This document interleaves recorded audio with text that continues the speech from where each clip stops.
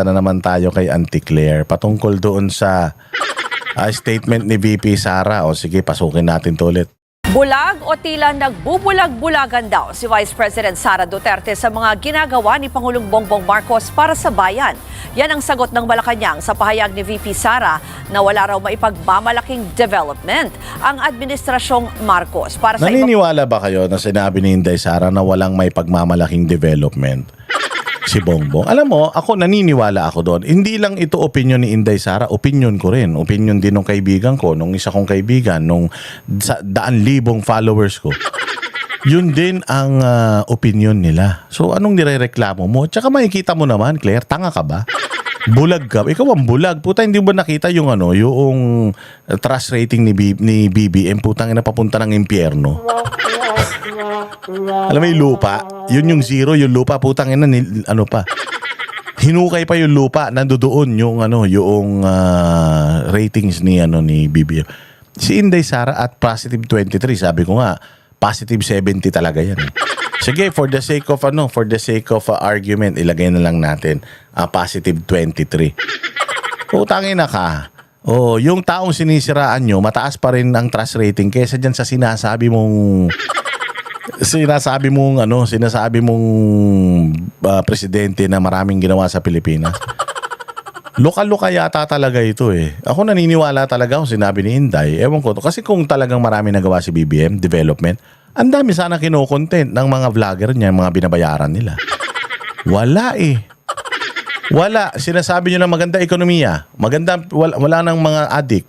Peace and order, blah blah blah. Sinabi lang ni John Vic Rimulya na nalinis siya ng sindikato sa pulis. Pero putang ina, may mga nababalita pa rin.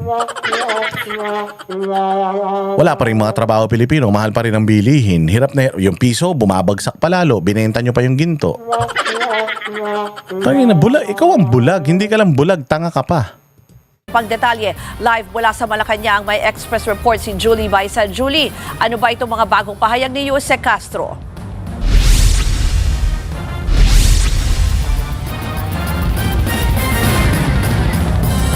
Ruth, puro drama pero walang gawa. Yan ang patutsyadang sagot ni Palace Press Officer Undersecretary Claire Castro sa mga bagong pahayag ni Vice President Sara Duterte laban sa kanya.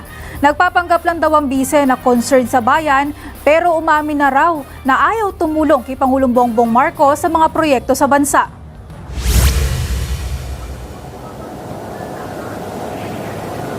Sa press briefing kanina, binakbakan ni Jose Castro ang pagtawag sa kanya ni Inday Sara na nagdadala siya ng kahihiyan.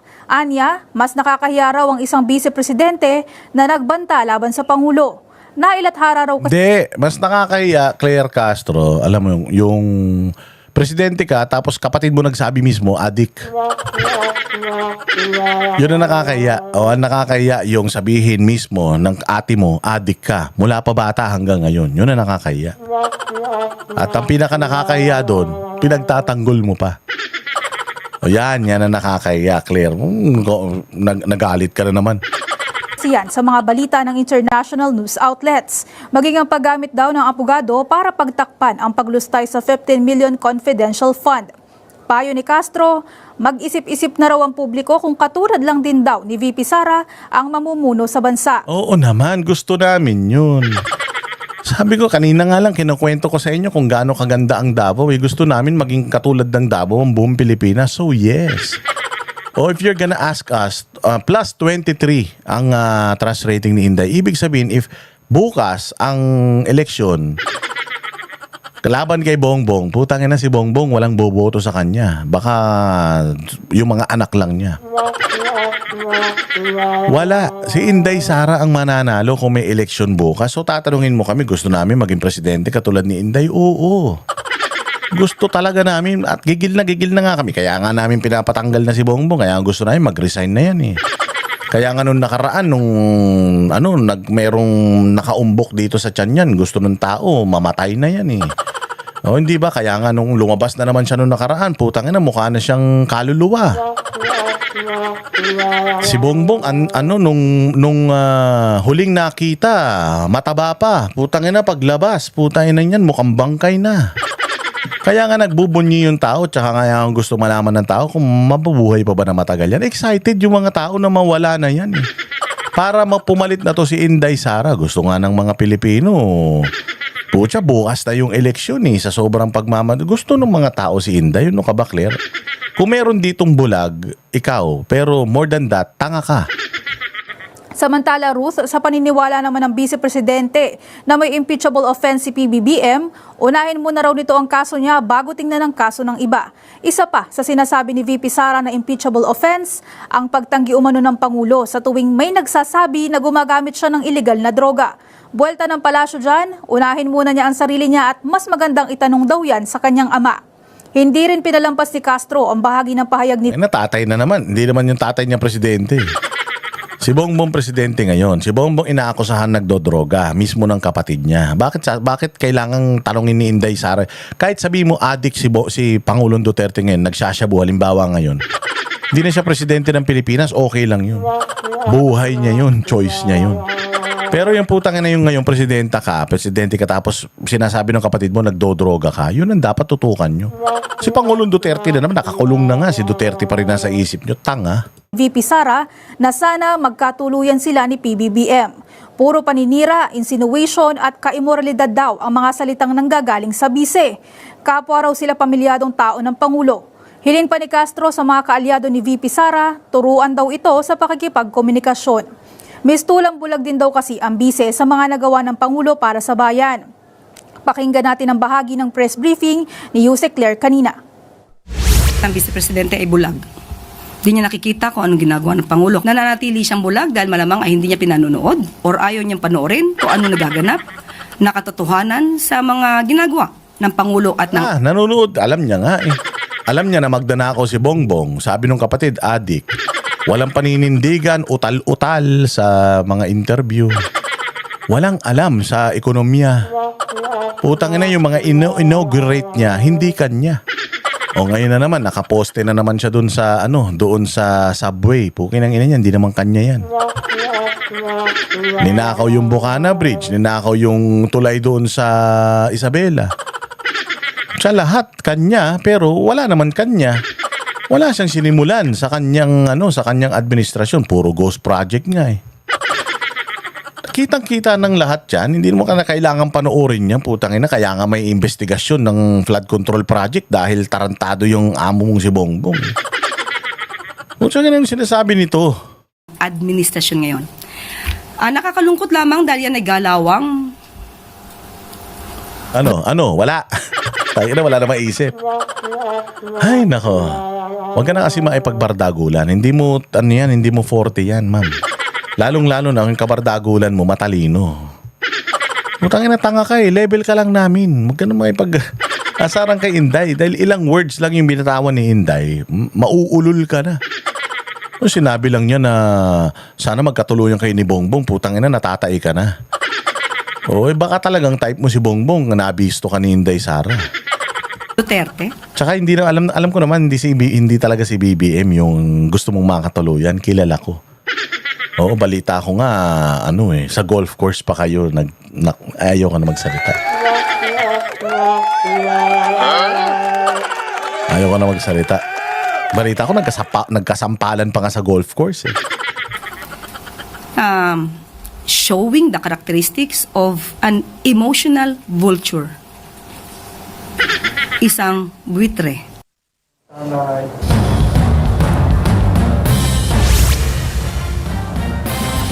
Labo talaga nung emotional vulture na yun. Diyos ko po. Ay, nako. So, ito yung isa. Diyos ko po. Ito pa isa pa tong etchosera. Sige, pakinggan naman natin to. Si Sharon Cubeta. Putang ina talaga. Ay, nako. Sige. Pakinggan muna natin to. Nagpahayag ng suporta si Sharon Cuneta kay PBBM sa Evening with the Stars nitong Huwebes. Pero matatanda ang iba ang paninindigan ng anak ng megastar na si Frankie Pangilinan. Ang detalye sa agenda report ni Hannah T. Tingnan mo, paano magiging matino itong si Sharon? Puta, yung anak nga niya, hindi matino. Yung anak niya, ayaw kay Marcos. Pucha kinang niyan, dilawan hardcore. Tapos yung nanay, Pucha, gusto kay Marcos. Ang ina nyo. Yung anak mo nga, Sharon, hindi mo mapaniwala eh. Kami pa. Napakakapal ng pagmumukha mo. Putang ina, makasipsip ka sa mga Duterte noon. Kulang na lang, dilaan mo yung talampakan nila. Makaiyak ka ha. Makaiyak ka nung nakaraang kampanya. Sinasabi mo na yung asawa mo, bakit ayaw ng mga Pilipino? Wala namang ginagawang masama. Tapos nung nanalo nang yabang-yabang na. Tapos ngayon, may sinasabi pa siya na sana daw, mali daw yung desisyon ni Bongbong na si Inday Sara yung kinuhang kaalyado or kasama nung nakaraang eleksyon. Gago. Pukin ng ina ka, hindi mo ba nakita ang boto ng asawa mo, 6 na milyon? 14 na milyon yung nakuha ni Leni Robredo. Putang ina, 6 na milyon ang nakuha ni Kiko Pangilinan, number 2 siya.